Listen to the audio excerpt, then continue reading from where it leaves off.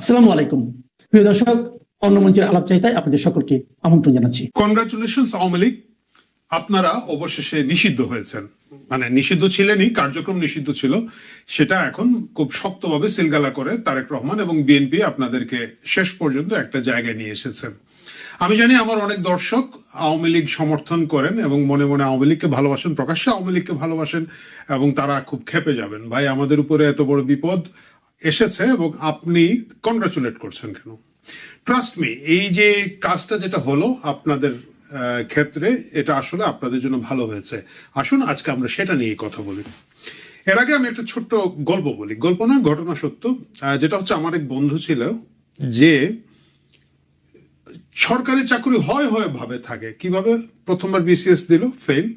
পরের বার দিল, প্রিলিমিনারি পাশ করলো। তো প্রিলিমিনারি পাশ করলো, রিটেনে ফেল করলো। এর পরের বার গিয়ে আবার প্রিলিমিনারি দিল এবং পাস, রিটেনে ফেল। আরেকবার গিয়ে সম্ভবত, আমার মনে নাই, কিন্তু যতটুকু মনে পড়ছে যে ভাইভাতে ফেল করেছিল বা কোথাও একটা ফেল করেছে। এইভাবে করতে করতে 3-4 বছর পরে তার সরকারি চাকুরির বয়স চলে গেল। সে ব্যাপক খুশি। তো আমরা খুব অবাক, আহারে তোর সরকারি চাকুরির বয়স চলে গেল, বিসিএস হলো না। যদিও তখন এত বিসিএস এর ক্রেজ ছিল না। তো বললো যে না বন্ধু, আমি খুব খুশি। কেন খুশি? যে দেখ, আমার সাথে তোমরা যারা আছো, তোমরা সকলেই বিভিন্ন কাজে কর্মে ঢুকে গেছো, কিন্তু আমি প্রত্যেক বছরই যে আগামীবার বিসিএস দিতে পারবো, আগামীবার হবে বলে পড়তেই আছি, প্র্যাকটিসে আছি, কোচিং করে যাচ্ছি, কিন্তু বাস্তবে আমি আসলে আর অন্য কোনো কাজ করতে পারছিলাম না। এখন যেটা হলো, আমার পরিষ্কার হয়ে গেল যে আমার আর সরকারি চাকরির বয়স নাই। Now I can focus on my life. আমি আমার জীবনের দিকে লক্ষ্য রাখতে পারবো, আমার কি করা উচিত, কিভাবে করলে আমি এগিয়ে যেতে পারবো, এটা নিয়ে এখন ভাববো। আওয়ামী লীগের যে বড় সমস্যাটা ছিল, হঠাৎ করে তারা ক্ষমতাচ্যুতির পরে এক ধরনের হতভম্ব অবস্থায় ছিলেন, এবং এই হতভম্ব অবস্থায় থেকে তারা উদ্ভট সব কাল্পনিক স্বপ্নের মধ্যে বাস করতেন। আমি দেখেছি, অনেককেই দেখেছি। আমি সাধারণত না, কখনোই কারো নাম বলে বিব্রত করব না, কিন্তু অনেক নেতার সাথে, ধরেন জুলাই আগস্টের পরবর্তীতে 24-এর পরে যারা বিদেশে আছেন, বিভিন্ন সময় তাদের সাথে ইন্টারাকশন হয়েছে, ইউটিউবের চ্যানেলের স্বার্থে হয়েছে বা বিভিন্নভাবে হয়েছে, এবং আমি দেখেছি এটা আছে। তারা এক ধরনের কল্পনার মধ্যে ছিলেন, এবং এই ডিনায়াল মুডে থাকায় তাদেরকে যখন বাস্তবতা বোঝানোর চেষ্টা করা হতো, তারা খুব ক্ষেপে যেতেন। যেমন ধরেন, প্রথম দিকে তারা একটা আশা করলেন যে ভারত তাদেরকে এনে ক্ষমতায় বসিয়ে দিবে। তো আমি দু একজনের সাথে যখন কথা প্রসঙ্গ আসে, তা আমি বললাম যে শুনেন, এর চেয়ে বড় ক্রাইসিস আওয়ামী লীগের ছিল 15ই আগস্ট 1975 সাল। বঙ্গবন্ধুকে তার পুরো পরিবার সহ নিশ্চিহ্ন করে দেওয়া হলো। তখন ভারতের ক্ষমতায় কে আছেন? ভারতের ক্ষমতায় আছেন ইন্দিরা গান্ধী, একেবারে বঙ্গবন্ধুর সাথে যার রাজনৈতিক মিত্রতা, মানে প্রচন্ড রকমের মিত্রতা। এবং সেই সময়ও কিন্তু ভারত বাংলাদেশে এসে কোনো হস্তক্ষেপ করেনি, করার সুযোগ অনেক বেশি ছিল। তখন বাংলাদেশ সেনাবাহিনীর যে অবস্থা ছিল, তখন সেনাবাহিনী অনেক বিশৃঙ্খল, পাল্টা হচ্ছে, নতুন একটা তরুণ সেনাবাহিনী তৈরি হচ্ছে, বাংলাদেশের অর্থনীতির অবস্থা ভালো না। মাত্র ভারতের সেনাবাহিনী বা ভারতীয় বাহিনী এই দেশের মধ্যে এসে গিয়েছে, এই দেশের ভিতরের সব খোঁজখবর তারা জানে। মাত্র 1971 সালে তারা এখান থেকে যুদ্ধ করে গিয়েছেন। আমি বললাম যে ইন্দিরা গান্ধীর মতো লোক কোনো স্টেপ নেয় নাই, কারণ এটা হচ্ছে স্টেট টু স্টেট, রাষ্ট্র টু রাষ্ট্র ব্যবস্থা। এখানের মধ্যে কোনো দলকে, গোষ্ঠীকে ভালোবেসে অন্য একটা দল, দেশ এসে কিছু করবে না, ভারতের মতো ম্যাচিউর দল করবে না। ওনারা মহা ক্ষিপ্ত আমার উপরে। মানে এটা কি বলেন, আপনারা এই নিরাশ করে দেন টাইপের আর কি, যে আপনারা খারাপ লোক, আপনারা এটা। ঠিক আছে, গেল। দ্বিতীয়ত জিনিসটা হলো, আমরা যখন জেনারেল ওয়াকারের বিরুদ্ধে কথাবার্তা বলা শুরু করলাম, যে এটা আসলে এক ধরনের বেইমান বলেন, অথর্ব বলেন, আমি দেশের নিরাপত্তার দায়িত্ব নিব বলার পরে গোটা দেশকে নিরাপত্তাহীনতার মধ্যে ফেলে দিয়ে তার সেনাবাহিনী কাঁধে নাহিদ ইসলামকে নিয়ে ঘোরাঘুরি করছে, এই যখন অবস্থা, তখনও এই দুলাভাইয়ের প্রতি আওয়ামী লীগের শালাদের, যেহেতু মানে ওই কোন কাজিনের না বোনের হাজবেন্ডের জন্য খুবই আশা, ভরসা এবং ভালোবাসা। আমরা যখন একটু ইউটিউবে বা ফেসবুকে তার বিরুদ্ধে লেখালেখি করতাম, আমার অনেক বন্ধু বান্ধব যারা ধরেন আওয়ামী লীগ সমর্থক, তারা খুব রাগ করত। তাদের কথা হচ্ছে, হ্যাঁ একটা খেলা আসতেছে, দেখবা, দেখে নিবা, ওইদিকে চুপ, ওইদিকে ওয়াকার মিলে কিছু করে ফেলবে। তো আমি বুঝতাম না, যে লোক মাত্র কয়েক মাস আগে একটা বিরাট বেইমানি করলো, তারপরেও আওয়ামী লীগ কেন তার উপরে ভরসা করবে?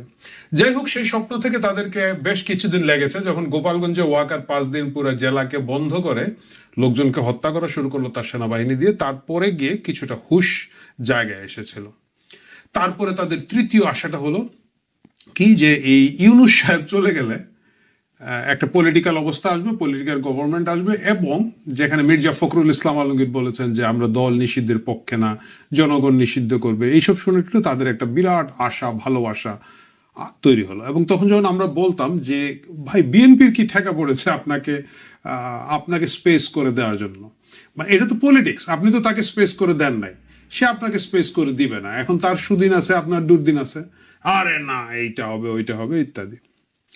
এখন সব কথার শেষ কথা হচ্ছে এই যে আওয়ামী লীগের বিচার শেষ না হওয়া পর্যন্ত কার্যক্রম নিষিদ্ধ, দল নিষিদ্ধ না কিন্তু, এবং সেটা শুধু আওয়ামী লীগের না, আওয়ামী লীগ, তার সহযোগী সংগঠন, তার সহপাঠী সংগঠন, তার আরো কি কি সংগঠন সহ কিন্তু বিরাট আইনটা, এবং ভাতৃপ্রতিম সংগঠন, মানে যদিও আমি জানি না কেন ভগ্নিপ্রতিম কিছু সংগঠন, ভগ্নিপ্রতিম শব্দটা কেন ডক্টর ইউনূস লাগিয়ে যায় নাই তখন, এটা একটা জেন্ডার বায়াসনেস, বাট ভাতৃপ্রতিম সংগঠন সহ সবার কার্যক্রম বন্ধ থাকবে, সেটাই ছিল ডক্টর ইউনূসের আইন। এবং সেই ইউনূসের আইনটাকেই সালাউদ্দিন সাহেবরা, বিএনপি তারেক রহমান সিলগালা করলেন সম্প্রতি।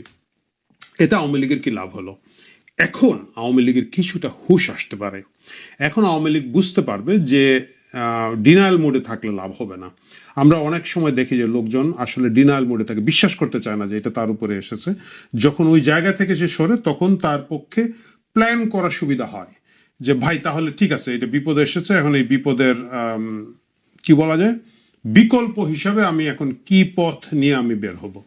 আমার ধারণা এখন আওয়ামী লীগের এই জিনিসটা ভাবার সুযোগ এসেছে, সময় এসেছে। আমি খুবই দুঃখের সাথে বলতে হচ্ছে যে আওয়ামী লীগ আসলে তার 2014 সালের পর থেকে 24, যদি 10 বছর বলি, রাজনীতি করে নাই, সংগঠন করে নাই, গোটা সরকারটাই মূলত নির্ভরশীল ছিল দুটো জিনিস। একটা হচ্ছে একটা জনসমর্থন ছিল, কারণ যেহেতু অর্থনীতিটা ভালো চলছিল, যেহেতু বেশ কিছু মেগা প্রজেক্ট দৃশ্যমান হচ্ছিল, জনগণ আসলে মুখ ফিরিয়ে নেয় নাই, এইটা একটা সুবিধা ছিল। দ্বিতীয় যে সুবিধাটা তাদের ছিল, পুরো জিনিসটা আসলে আমলাতন্ত্রের মাধ্যমে নিয়ন্ত্রণ হয়েছে, সংগঠন বলতে কিছুই ছিল না, কিছু মানে বিভিন্ন স্তরের টাউটবাটপার ছিল, এবং বিভিন্ন স্তরের অথর্ব লোকজন এখানে রেখেছিল আওয়ামী লীগ। তার সাধারণ সম্পাদকের কাজ ছিল সকালে উঠে ফেসবুকে 200 ছবি আপলোড করা, সোট টোট পরে বসে থাকা, মানে একটা দলের কোনো রাজনীতি নাই, তার সাধারণ সম্পাদকের চেহারা দেখলে বোঝা যায়, এবং দুই পাশে এদিকে 10টা ওইদিকে 10টা নারী নিয়ে একটা বই বা একটা ফুল উদ্বোধন করা, কিছু একটা করে যাওয়া, এবং লম্বা লম্বা কথা বলা।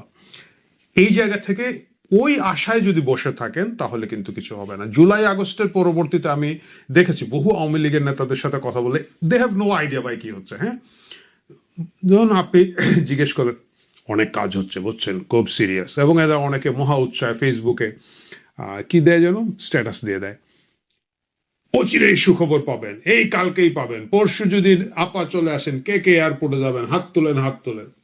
তো আমি এদের সাথে কথা বলে দেখলাম যে এদের কোনো আইডিয়া নেই আসলে কি হচ্ছে, সবাই খুব কাজ চলছে। তো আমি কাউকে জিজ্ঞেস ভাই কি কাজ চলছে একটু বলেন, আমরা যেহেতু রাজনীতি পর্যবেক্ষণ করি, রাজনীতি নিয়ে কথা বলি, একটু শুনি কি আপনাদের প্ল্যান।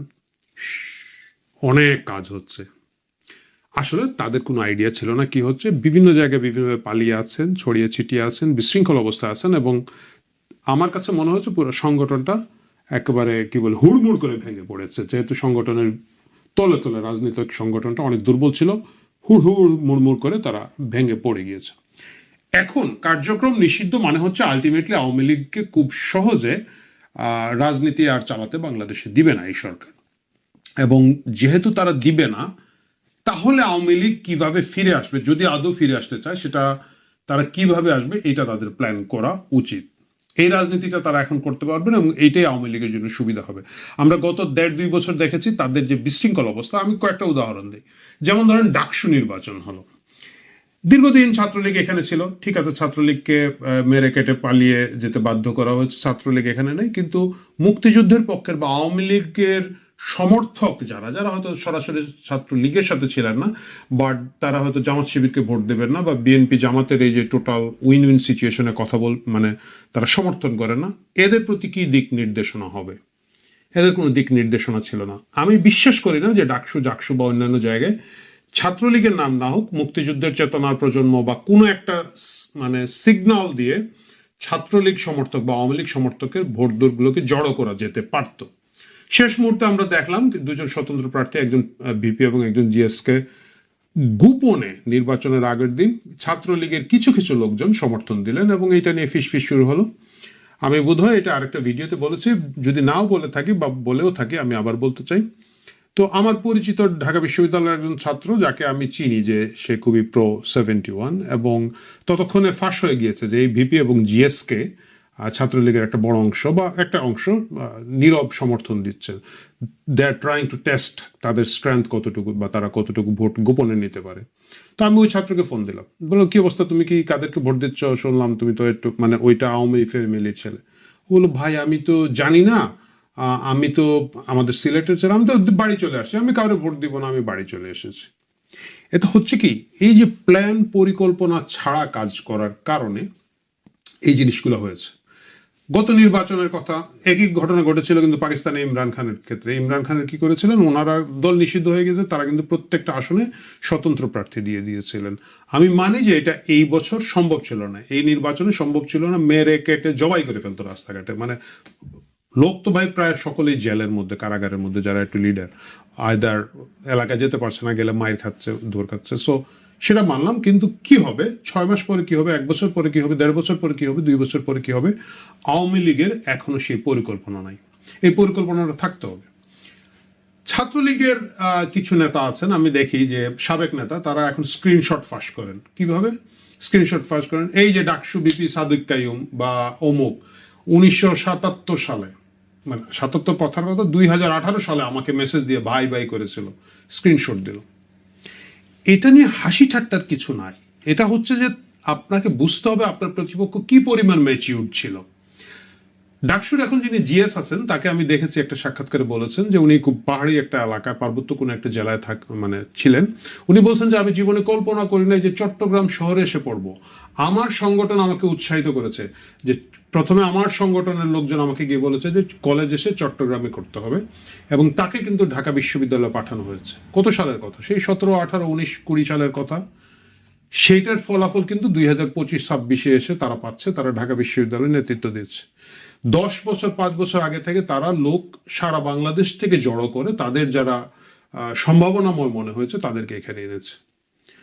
এটা কি আওয়ামী লীগের ফ্যামিলির লোকজন যারা বাংলাদেশে বিভিন্ন জায়গায় আছে? কেউ বলতে পারবেন, বা বাদ দেন, এখন আওয়ামী লীগের কথা বাদ দেন, ওরা এই মুহূর্তে বিপদে আছে। ধরেন বিএনপি এখন তো ক্ষমতায় আছে, এই আমার ভিডিও যারা দেখছেন কেউ কি বলতে পারবেন তাদের কারো কোনো এলাকায় বিএনপির কোন লোকজন গিয়ে, নেতা গিয়ে, ওই এলাকায় বিএনপি ফ্যামিলিরই একটা ছেলে যেহেতু একটু ভালো ফলাফল করেছে বা একটু লেখাপড়ায় ভালো, তাকে বলেছে যে আসো সংগঠন তোমাকে হেল্প করবে, তোমাকে একটা জেলা শহরে পাঠাবো বা বিভাগীয় শহরে কলেজে যাবা, অথবা ঢাকায় যাও, ঢাকা কলেজে ভর্তি পরীক্ষা দাও, আমরা তোমাকে সমর্থন দিচ্ছি।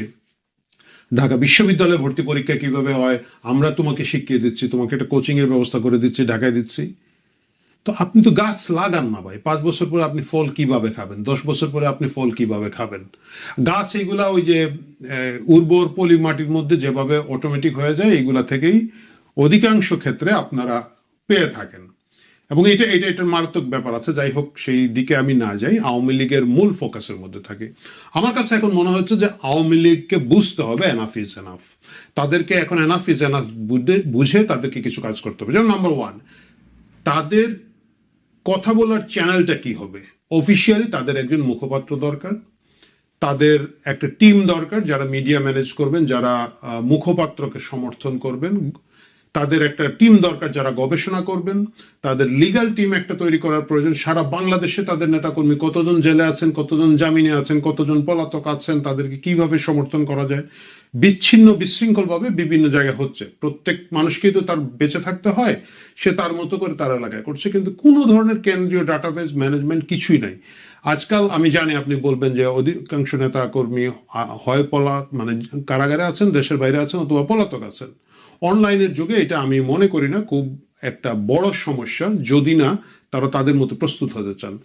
আগামীতে স্থানীয় সরকার নির্বাচন আসছে, ঢাকা সিটি কর্পোরেশন সহ বাংলাদেশের বড় সিটি কর্পোরেশনগুলোতে নির্বাচন হবে, উপজেলা নির্বাচন হবে, ইউনিয়ন পরিষদ নির্বাচন হবে। এগুলোতে তো আওয়ামী লীগের নামে অংশ নিতে পারবে না, তাহলে তাদের নেতা কর্মীরা কি করবেন? তারা কি অংশ নেবেন? এই সিদ্ধান্ত নিতে হবে।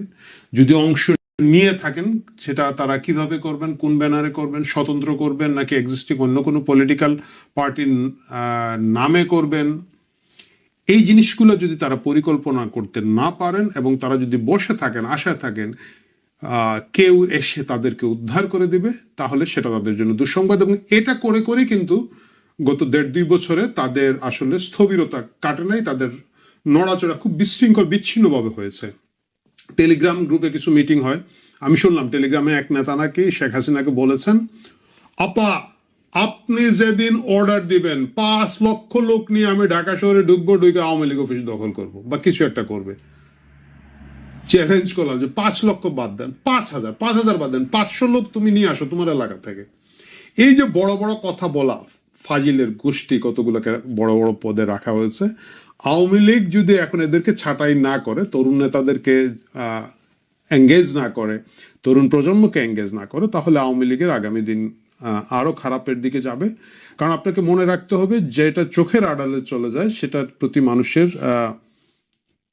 এই কি বলা যায় মায়া মহব্বত ধীরে ধীরে কমতে থাকে।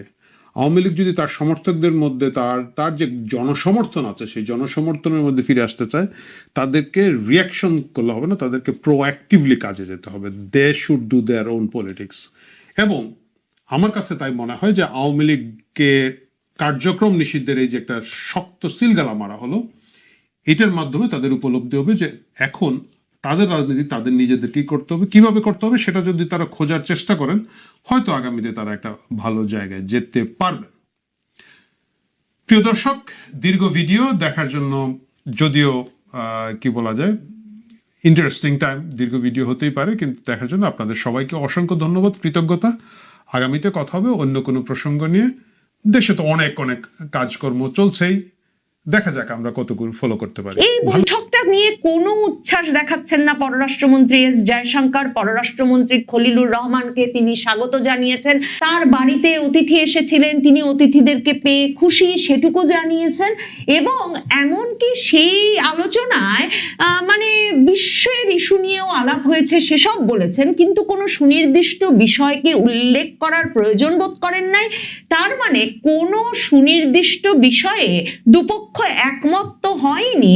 বাংলাদেশ যে এত বড় ফিরিস্তি দিয়েছে যে এই বিষয়গুলো নাকি পররাষ্ট্রমন্ত্রী খলিলুর রহমান তুলে ধরেছেন ভারতের সামনে, তার মানে ভারতের তরফ থেকে এর একটি বিষয়ও সুনির্দিষ্ট কোনো জবাব দেওয়া হয়নি। নীতিতে কোন শব্দ বলা হলো, কোন শব্দ বলা হলো না, কোন শব্দ লেখা হলো, কিভাবে লেখা হলো, আদৌ লেখা হলো কিনা, এই প্রত্যেকটি বিষয় যখন ব্যাপক হিসেব নিকেশের বিষয় এবং মানে গুরুত্বপূর্ণ ইঙ্গিতবাহী বটে, তখন ভারত সরকারের তরফে বা ভারতের পররাষ্ট্র মন্ত্রণালয়ের তরফে বাংলাদেশের পররাষ্ট্রমন্ত্রী খলিলুর রহমানের দিল্লি সফরের বিষয়ে একটি শব্দ খরচ না করার বিষয়টি বিস্ময়কর বটে।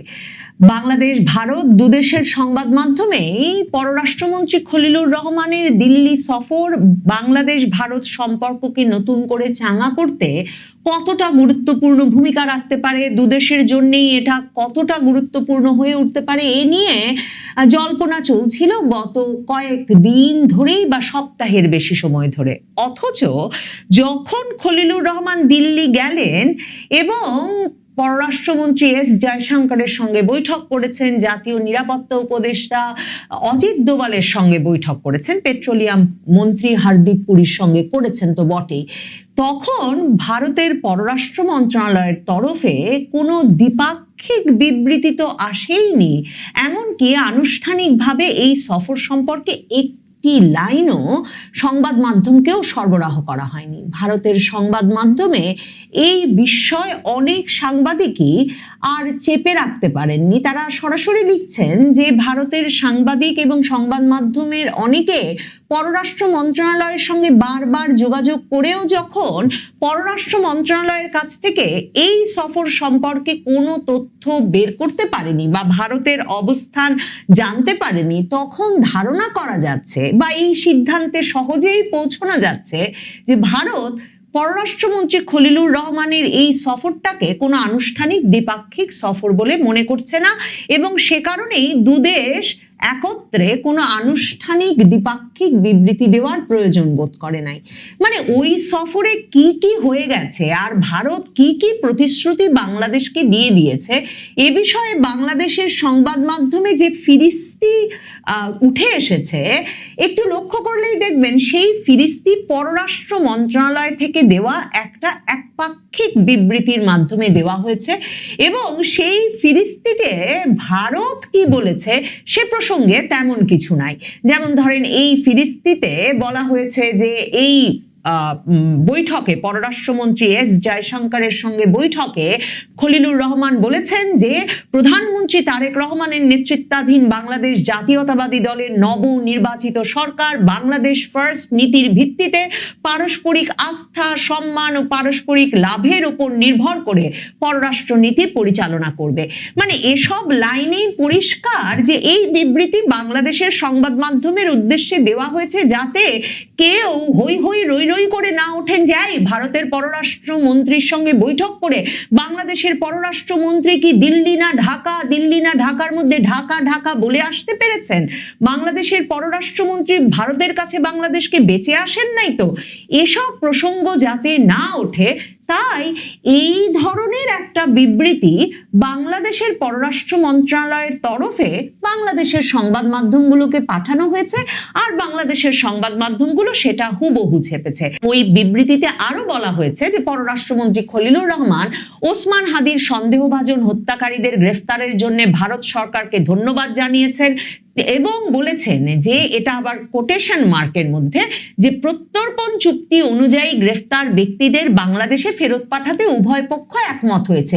অবশ্যই প্রত্যর্পণ চুক্তি অনুযায়ী তো বাংলাদেশের নাগরিক যে কোনো বন্দীকে ভারত সরকার বা যে কোনো সরকারের ফেরত পাঠাতে হবে, কাজেই সেই অনুযায়ী তারা একমত হয়েছেন সেটা বলেছেন পররাষ্ট্রমন্ত্রী। এরপর ভারতীয় পক্ষ জানায় যে বিশেষ করে চিকিৎসা ও ব্যবসায়িক উদ্দেশ্যে বাংলাদেশিদের জন্য ভিসা সেবা আগামী সপ্তাহগুলোতে সহজ করা হবে। মানে পরিষ্কার বোঝা যাচ্ছে সরকারের উপর যেসব চাপ আছে যে সাধারণ মানুষের ভিসা সহজীকরণ, ভারতের যাওয়ার পথটা খুলে দেওয়ার ব্যবস্থা করা, সেই চাপে পড়ে পররাষ্ট্রমন্ত্রী খলিলুর রহমান এখন বলছেন যে ভারত সরকার তাকে আশ্বাস দিয়েছেন যে বিশেষ করে চিকিৎসা ও ব্যবসায়িক ভিসা সহজীকরণ হবে, এবং সেটা কিন্তু বাংলাদেশের বেশিরভাগ সংবাদ মাধ্যমের শিরোনাম হয়েছে যে ভারতীয় ভিসা কয়েক সপ্তাহের মধ্যে সহজ করার আশ্বাস দিয়েছেন দিল্লি। কিন্তু যেই বিষয়টা এখানে লক্ষ্য করতে হবে খলিলুর রহমানের পাঠানো এই বিবৃতি পররাষ্ট্র মন্ত্রণালয়ের দেওয়া বিবৃতিতে যে বলা হয়েছে ভারত সরকার বলেছে চিকিৎসা এবং ব্যবসায়িক ভিসা সহজতর করা হবে। তো ডিসেম্বরেও আরেক দফা বন্ধ হয়ে গেছিল, এমনকি চিকিৎসা বিজনেস ভিসাও বন্ধ হয়েছিল, কিন্তু চিকিৎসা বিজনেস ভিসা তো সীমিত আকারে অন্তর্বর্তীকালীন সরকারের সময়েও ভারত দিতে শুরু করেছিল, এবং নবনির্বাচিত সরকার আসবার পর তারেক রহমান সরকারের আমলে আবারও কিছু কিছু করে মেডিকেল ভিসা, বিজনেস ভিসা দেওয়া তো এরই মধ্যে শুরু করেছে ভারত। ভিজিটর ভিসার কি হলো? পর্যটন ভিসার বিষয়ে তার মানে কোনো আশ্বাস কিন্তু নিয়ে আসতে পারেন নাই খলিলুর রহমান। ভারতের পররাষ্ট্রমন্ত্রী এস জয়শঙ্কর বাংলাদেশের পররাষ্ট্রমন্ত্রী খলিলুর রহমানের সঙ্গে তার বৈঠকের পর একটা পোস্ট দিয়েছেন তার এক্স হ্যান্ডেলে, এবং সেই 4-5 লাইনের একেবারে 5 লাইনের সংক্ষিপ্ত পোস্টে 3টি ছবি দিয়েছেন খলিলুর রহমানের সঙ্গে, এবং তারপর লিখেছেন যে please two host FM Khalilur Rahman of Bangladesh and his delegation this afternoon. পররাষ্ট্রমন্ত্রী খলিলুর রহমান এবং তার প্রতিনিধি দলের সঙ্গে সাক্ষাৎ করতে পেরে, তাদের স্বাগত জানাতে পেরে আমি সন্তুষ্ট। প্লিজ ডের বাংলা যে অত্যন্ত আনন্দিত, ডিলাইটেড করব তারও কোনো উপায় নাই। মানে প্রত্যেকটা শব্দ ভীষণ মেপে খরচ করা হয়েছে ভারতের তরফে। এরপর পররাষ্ট্রমন্ত্রী এস জয়শঙ্কর লিখেছেন যে তারা ভারত বাংলাদেশের দ্বিপাক্ষিক সম্পর্ক এর বিভিন্ন দিক থেকে জোরদার করার বিষয়ে আলোচনা করেছেন ইন ইটস ভ্যারিয়াস ফ্যাসেটস, এবং এরপর লিখেছেন also exchange views on regional and global developments, এমনকি আঞ্চলিক এবং বৈশ্বিক উন্নয়নের বিভিন্ন দিক নিয়ে আমরা আলাপ করেছি। এবং পরস্পর ঘনিষ্ঠ যোগাযোগে থাকার বিষয়ে সম্মত হয়েছি। তার মানে এই বৈঠকটা নিয়ে কোনো উচ্ছ্বাস দেখাচ্ছেন না পররাষ্ট্রমন্ত্রী এস জয়শঙ্কর। পররাষ্ট্রমন্ত্রী খলিলুর রহমানকে তিনি স্বাগত জানিয়েছেন, একরকম মানে তার বাড়িতে অতিথি এসেছিলেন, তিনি অতিথিদেরকে পেয়ে খুশি সেটুকু জানিয়েছেন। এবং এমনকি সেই আলোচনায় মানে বিশ্বের ইস্যু নিয়েও আলাপ হয়েছে সেসব বলেছেন, কিন্তু কোনো সুনির্দিষ্ট বিষয়কে উল্লেখ করার প্রয়োজন বোধ করেন নাই। তার মানে কোনো সুনির্দিষ্ট বিষয়ে দুপক্ষ একমত তো হয়নি। বাংলাদেশ যে এত বড় ফিরিস্তি দিয়েছে যে এই বিষয়গুলো নাকি পররাষ্ট্রমন্ত্রী খলিলুর রহমান তুলে ধরেছেন ভারতের সামনে, তার মানে ভারতের তরফ থেকে এর একটি বিষয়েও সুনির্দিষ্ট কোনো জবাব দেওয়া হয়নি, সুনির্দিষ্ট কোনো প্রতিশ্রুতি দেওয়া হয়নি। আরো গুরুত্বপূর্ণ হচ্ছে এই যে এস জয়শঙ্করের যেই পোস্টটা এক্স হ্যান্ডেলে, সেখানে দেখবেন বাংলাদেশের পররাষ্ট্র মন্ত্রণালয় কিন্তু ট্যাগ করা আছে। মানে আজকালকার যা তরিকা তা অনুযায়ী যেহেতু বাংলাদেশের পররাষ্ট্র মন্ত্রণালয় বিষয়ক পোস্ট, কাজেই ট্যাগ করে দেওয়া আছে বাংলাদেশের পররাষ্ট্র মন্ত্রণালয়কে। কিন্তু বাংলাদেশের পররাষ্ট্র মন্ত্রণালয়ের এক্স হ্যান্ডেলে এরপর যদি ঢোকেন, সেখানে গিয়ে দেখবেন এই যে পররাষ্ট্রমন্ত্রী খলিলুর রহমানের দিল্লি সফর কিংবা পররাষ্ট্রমন্ত্রী খলিলুর রহমানের সঙ্গে এস জয়শঙ্করের এই বৈঠকের বিষয়ে কোনো বক্তব্য সেখানে নাই। তার মানে ভারতকে জানান দিয়ে বা ট্যাগ করে ভারতের পররাষ্ট্র মন্ত্রণালয়কে বাংলাদেশের পররাষ্ট্র মন্ত্রণালয় কিন্তু সেই বিবৃতিটিও পোস্ট করেনি, যেই বিবৃতিটিতে তারা এত কথা মানে তারেক রহমানের বাংলাদেশ ফার্স্ট নীতির কথা বলে এসেছি থেকে শুরু করে কোন পত্রিকায় লিখছে সীমান্ত হত্যা বন্ধের কথা বলে এসেছি, কোন পত্রিকায় বলছে শেখ হাসিনাকে ফেরত চাওয়ার কথা বলে এসেছেন, হাসিনা কামালকে ফেরত চায় বাংলাদেশ। এমনকি ধরুন ভারতের আনন্দবাজার পত্রিকা বাংলাদেশের পররাষ্ট্র মন্ত্রণালয়ের বিবৃতির সূত্রে সেই কথা লিখছে, হিন্দু পত্রিকা সেই কথা লিখছে, ইন্ডিয়ান এক্সপ্রেস বাংলাদেশ পররাষ্ট্র মন্ত্রণালয়ের বিবৃতির সূত্রেই এই বৈঠকের কথা বলছে। কিন্তু বাংলাদেশের পররাষ্ট্র মন্ত্রণালয়ও আনুষ্ঠানিকভাবে সেই বিবৃতিটিও কিন্তু প্রকাশ করেনি। তার মানে এই সফরটি কি তাহলে অনানুষ্ঠানিক এবং মূলত খলিলুর রহমানের সঙ্গে আগের যে হিসাব নিকাশ, মানে 2025-এর নভেম্বরে তাকে ভারত নিয়ে গিয়ে দিল্লি নিয়ে গিয়ে অজিত দোভালের তরফে বাংলাদেশ সম্পর্কে যে উদ্বেগগুলো জানানো হয়েছিল, ভারতের পররাষ্ট্র মন্ত্রণালয়ের বিভিন্ন স্তরের ব্যক্তিবর্গ তারেক রহমান দেশে ফেরার আগে লন্ডনে তারেক রহমানের সঙ্গে যোগাযোগ শুরু করে যেই উদ্বেগগুলো জানিয়েছিলেন, সেগুলোতে তারেক রহমান সরকার কি করছেন সে বিষয়ে প্রশ্ন করার একটা বৈঠকের মতো। কারণ দেখুন, অত্যন্ত গুরুত্বপূর্ণ যে এস জয়শঙ্করের সঙ্গে আনুষ্ঠানিক বৈঠকের পর, মানে যেখানে খলিলুর রহমানের সঙ্গে তারেক রহমানের একান্ত ঘনিষ্ঠ বিশ্বস্ত তার পররাষ্ট্র উপদেষ্টা হুমায়ুন কবিরও উপস্থিত ছিলেন, সেই বৈঠকটার পরে কিন্তু এস জয়শঙ্কর আবার পররাষ্ট্রমন্ত্রী খলিলুর রহমানকে আলাদা করে নিয়ে একান্ত বৈঠক করেছেন। মানে দুজনের মধ্যে কি আলাপ হয়েছে, তার মানে কি এটা একটা সবক দানের, মানে ওই যে বলে না যে কি করে মানে নানা রকম জবাবদিহি আদায়ের এবং পরামর্শ দেওয়ার, বুদ্ধি বিবেচনা দেওয়ার, প্রশ্নের উত্তর আদায়ের একটা সেশন অনুষ্ঠিত হলো সেই একান্ত বৈঠকে। পররাষ্ট্রমন্ত্রী খলিলুর রহমান এবং পররাষ্ট্রমন্ত্রী এস জয়শঙ্করের সঙ্গে কি আলাপ হলো, যে আলাপে দুপক্ষ কোনো আনুষ্ঠানিক বিবৃতি নিয়ে হাজির হতে পারছে না, যেখানে তারা বলতে পারে যে এই বিষয়ে আলাপ হয়েছে এবং এই বিষয়ে সম্মত হওয়া গেছে। এমনকি নিরাপত্তা উপদেষ্টা অজিত দোভালের সঙ্গে বৈঠকটি ঠিক যেমন 2025-এর নভেম্বরে গোপন ছিল, কি বিষয়ে আলাপ হয়েছে কোনো তরফে জানানো হয়নি, এবারেও কোনো তরফে এ বিষয়ে কোনো কিছু জানানো হয়নি যে নিরাপত্তা উদ্বেগগুলো কি। ভারত বাংলাদেশের মধ্যকার এই বৈঠকটির আগে থেকেই আলাপ ছিল যে সীমান্তবর্তী এলাকায় ভারত বিরোধী প্রশিক্ষণ শিবির, ভারত বিরোধী জঙ্গি শিবিরগুলো নিয়ে ভারতের বিশেষ উদ্বেগ আছে। বাংলাদেশের মাটি ভারত বিরোধী কর্মকাণ্ডের জন্য বিশেষ গোষ্ঠীগুলোকে ব্যবহার করতে দেওয়া হচ্ছে কিনা সে বিষয়ে ভারতের বিশেষ উদ্বেগ আছে।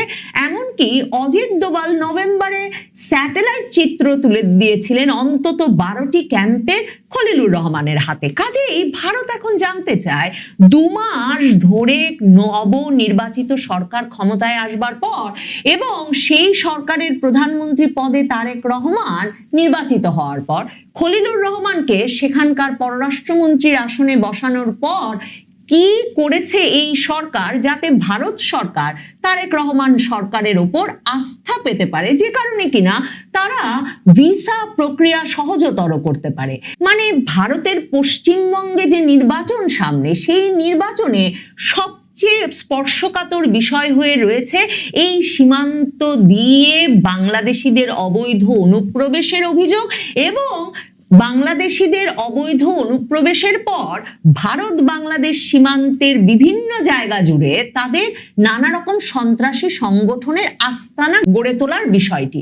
তাহলে ভারত সরকার আস্থার জায়গা না পেলে এখনো যদি তাদের তারেক রহমানকে সন্দেহ হয়, প্রধানমন্ত্রী তারেক রহমানের উপর যদি তারা আস্থা না পান, তাহলে আসলে পররাষ্ট্রমন্ত্রী খলিলুর রহমানের এই সফর নিয়ে তাদের উচ্ছ্বাসের কারণ কি? কাজেই এই সফর নিয়ে একেবারে নিশ্চুপ থাকার সিদ্ধান্ত নিয়েছে ভারতের পররাষ্ট্র মন্ত্রণালয়।